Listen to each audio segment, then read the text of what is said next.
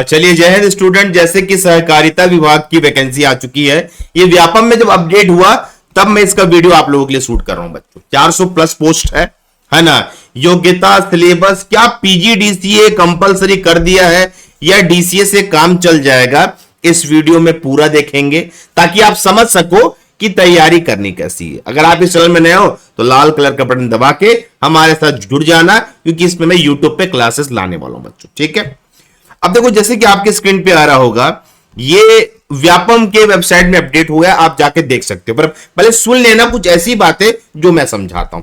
Online form भरना चालू होगा आज के दिन से, 6/9/2023 से। ऑनलाइन अंतिम तिथि है 23 सितंबर इसकी ऑनलाइन लास्ट डेट है फॉर्म डालने की। त्रुटि सुधार है आपका 24/9 से 26/9 के बीच, और पेपर दे दिया है 15/10। तो बेटा ये चीज समझ आना चाहिए कि एग्जाम जब भी व्यापम लेता है 1 महीने तक का ही समय देता है। ठीक है, इसमें अलग अलग टाइम पे अलग अलग लोगों के पेपर होंगे, वो बाद में डिस्कस कर लेंगे। अभी समझेंगे इसका जो पोस्ट निकला है वो बैंकिंग पोस्ट है बच्चों। जिला सहकारी बैंक रायपुर का है, दुर्ग का है, राजनांदगांव का है, बिलासपुर का, अंबिकापुर का, जगदलपुर का। मतलब एक सभी बैंकों में जिला सहकारी बैंक से पोस्ट निकले हैं और एपेक्स बैंक से भी निकले हैं। तो अपन पहले पूरा सुन लेते हैं, फिर समझते हैं कि हमारे काम का चीज क्या है। जैसे कि छत्तीसगढ़ राज्य सहकारी बैंक एपेक्स बैंक मुख्यालय शाखा, ये जो एड्रेस दिया है कि रायपुर, पंडरी, रायपुर, भिलाई, बिलासपुर, यहां के लिए निकला। ये आपका अपने हिसाब से एड्रेस देख लेना। इसमें 17 पोस्ट है। मैं योग्यता के बारे में भी बात करूंगा आगे। ठीक है, पहले पोस्ट देख लो। कार्यालय सहायक का 17 पोस्ट है। उसके बाद इसमें सहायक प्रबंधक और सामान्य सहायक, जो कि ये वाला है, इसमें टोटल देखे जाए तो अलग अलग, मतलब अगर काउंट कर रहे हैं तो अलग अलग पोस्ट आपको देखने को मिल रहा है बच्चों, है ना। जैसे रायपुर में 10 है, दुर्ग में 12 है, राजनांदगांव में 32 है, 4 है। तो आपको भरते वक्त थोड़ा ध्यान देना पड़ेगा। आप जिसके लिए क्वालिफाई हो और जिस जिले में आ रहे हो उसी के हिसाब से आपको सेट करना पड़ेगा बच्चों। ठीक है, ये चीज याद रखिए। साथ में इसमें नवीन संवर्ग मतलब समिति प्रबंधक का भी पोस्ट निकला है, अलग अलग है ना। एपेक्स बैंक के लिए 17 है, जिला सहकारी बैंक के लिए रायपुर में 60 है, दुर्ग में 40 है, राजनांदगांव में 37 है, 40 है, 23 है और 43 है। तो देखिए पोस्ट तो आपको ज्यादा अच्छा पोस्ट निकला है। आपको जब फॉर्म डालना है उस समय समझना है कि आप कहां का और कौन से क्वालिफिकेशन का डाल रहे हो, वहां पे गलती मत कर देना। ठीक है, आगे चलते हैं, है ना। अब इसमें जो सबसे इंपॉर्टेंट बात थी सर, इसमें मतलब इसमें योग्यता क्या है। कार्यालय सहायक हो, सामान्य सहायक हो, सहायक प्रबंधक हो या समिति प्रबंधक हो, कोई भी हो, आप यहां पे देख लीजिए आपका ग्रेजुएशन होना चाहिए कम से कम 50% के साथ, और साथ में मान्यता प्राप्त विश्वविद्यालय से पीजीडीसीए की डिग्री होनी चाहिए। पीजीडीसीए की सेम नीचे वाले के लिए भी है। सारा क्वालिफिकेशन सबका सेम है, सिर्फ ये समिति वाले में परसेंटेज का क्राइटेरिया हटा दिया है। बाकी ऊपर में सब में मिनिमम 50% आपका होना ही चाहिए। क्या होना चाहिए? नंबर होने चाहिए ग्रेजुएशन में, किसी भी मान्यता प्राप्त विश्वविद्यालय से 50% सहित स्नातक की उपाधि, और साथ में पीजीडीसीए कंपलसरी कर दिया है। बस समिति प्रबंधक में परसेंटेज का क्राइटेरिया हटा दिया है। सैलरी वैलरी मत देखिए, बहुत अच्छी सैलरी होती है, 50,000 60,000 जाती है, उससे कोई मतलब नहीं। आपको देखना आपका क्वालिफिकेशन। अगर आप सारे क्वालिफिकेशन में सटीक बैठ रहे हो तो मैं बोलूंगा सारे फॉर्म डाल दीजिए। ठीक है, अब इसमें देख लीजिए इंपॉर्टेंट बात, एज क्राइटेरिया भी समझना पड़ेगा। 21 वर्ष कंप्लीट होना चाहिए और 35 वर्ष से अधिक ना हो। ये छत्तीसगढ़ के बाहर वालों के लिए है, उनके लिए 35 साल लिमिटेड कर दिया है। पर सीजी के लोगों को जो छूट गवर्नमेंट दी है उसके तहत और भी एज में छूट मिलेगा अधिकतम आयु तक, है ना। उसको भी देख के भरना है बच्चों। ठीक है, आगे चलते हैं।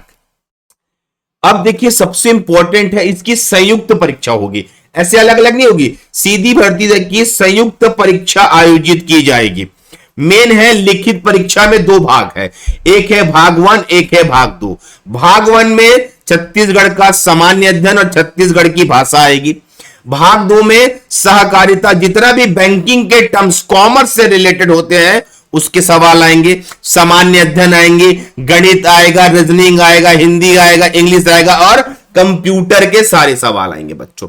तो क्या समझ लिए, ये सारे टॉपिक तो हम पढ़ाते ही है, अगर आप करना चाहते हो तो पूरा वीडियो देखिए, है ना। ये 2 भाग में पेपर होने वाला है आपका, ठीक है। आगे सिलेबस में बता देता हूं आप लोगों को, देखो। अच्छा, एक और चीज समझ लो उससे पहले, ये पेपर बहुत कठिन कर दिया गया है। सीधी भर्ती में चयन हेतु अभ्यर्थी को छत्तीसगढ़ सामान्य ज्ञान और छत्तीसगढ़ भाषा ज्ञान में संबंधित लिखित परीक्षा में 50% अंक लाना अनिवार्य है, या उससे अधिक अंक से पास होते हो तो कंफर्म है, उससे कम नंबर लाओगे पेपर चेक नहीं होगा। लिखित परीक्षा भाग 1 में कम से कम आपको 50% अंक लाना होगा, याद रखना इस बात को। उससे कम अगर लाओगे तो आप अपात्र हो जाओगे, इससे लिखा हुआ है अगर लिखित परीक्षा भाग 1 में 50% से कम अंक अर्जित करते हो तो आप अपात्र हो जाएंगे, सबसे बड़ी बात है ना। और ऐसे अभ्यर्थी जो भाग 1 में 50% से अधिक अंक अर्जित किए हैं उन्हें पात्र मानते हुए उनके द्वारा लिखित भाग 2 में प्राप्त कुल अंकों के आधार पर प्राप्त अंक सूची तैयार की जाएगी। जो पात्र होंगे, अब भाग 2 की अंक सूची बनेगी, आप भाग 2 में कितना नंबर लाए हो मेरिट लिस्ट तैयार होगा उससे। बहुत अच्छी बात कर दी है, अगर बाहर वाले भी आ गए यहां फंस जाएंगे उन लोग, तो पेपर जरूर देने जाना है, ठीक है। अब देखेंगे सिलेबस, ये है भाग 1 का सिलेबस, सिंपल है। इसमें छत्तीसगढ़ के 10 अंक 10 प्रश्न है और लैंग्वेज के 10 अंक, मतलब आपको इस 20 अंक में 50% लाना अनिवार्य है, मतलब आपको 10 नंबर तो लाना अनिवार्य है, ये नियम इसमें लगा दिया गया बच्चों। 100 नंबर का पेपर है, जब तक आप भाग 1 क्लियर नहीं करोगे भाग 2 का कोई वैल्यू नहीं रहेगा, ये सबसे बड़ी बात है। तो मेरी बात आप लोगों को यहां तक समझ आ गई होगी, आगे चलते हैं, है ना।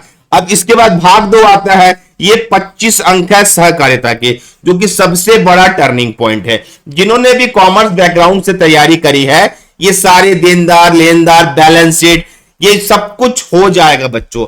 मैं खुद एमकॉम हूं, मैंने खुद एमकॉम किया हुआ है, तो ये सब चीजें मैं आपको आराम से पढ़ा दूंगा, कोई बड़ी बात नहीं है, ठीक है। उसके बाद है सामान्य ज्ञान 10 नंबर का, पूरा जो जीएस पोर्शन होता है ये वही टॉपिक है, घुमा फिरा के दे दिया है, अर्थव्यवस्था, संविधान, भूगोल, मौलिक कर्तव्य सब कुछ इसी के अंदर आएगा, 10 नंबर का है, टॉपिक ही पढ़ना है, अंदर जाने की जरूरत नहीं है।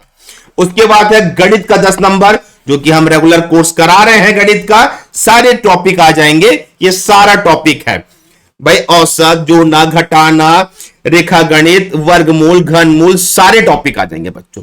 साथ में हिंदी भाषा का ज्ञान 10 नंबर का आ रहा है, बिल्कुल हिंदी भाषा, शब्द, स्वर, व्यंजन, संधि, समास, टोटल जो आप पढ़ रहे हो, पर इसमें कुछ कुछ नए भी है, जैसे दोहा है, छंद है, सोरठा है, मतलब हिंदी भी अच्छे अंदर तक पढ़ाई करनी पड़ेगी आपको। उसके बाद है इंग्लिश भाषा, जो बेसिक इंग्लिश होता है, लूसेंट की बुक से सारे सवाल पूछे जाएंगे, ये बेसिक इंग्लिश भी करना है। और कंप्यूटर तो हमसे अच्छा कोई करा ही नहीं सकता, हमने रेगुलर कंप्यूटर करा है, सारे टॉपिक तो हम पहले से ही कवर करके रखे बच्चों, तो ये 80 नंबर का आएगा। मेन खेल है भाग 1, अगर भाग 1 में 50% से अधिक नंबर लाओगे तब भाग 2 के नंबर पर मेरिट लिस्ट तैयार की जाएगी। इस बात को ध्यान से सुनना, गलत नहीं करना स्टूडेंट, ठीक है। तो ये मैंने सिलेबस बता दिया, मेन पॉइंट समझा दिए कि पोस्ट 400 प्लस है, और अगर आपके पास अगर जो मैंने क्वालिफिकेशन बताया वो आ रहा है तो बिल्कुल डालिए।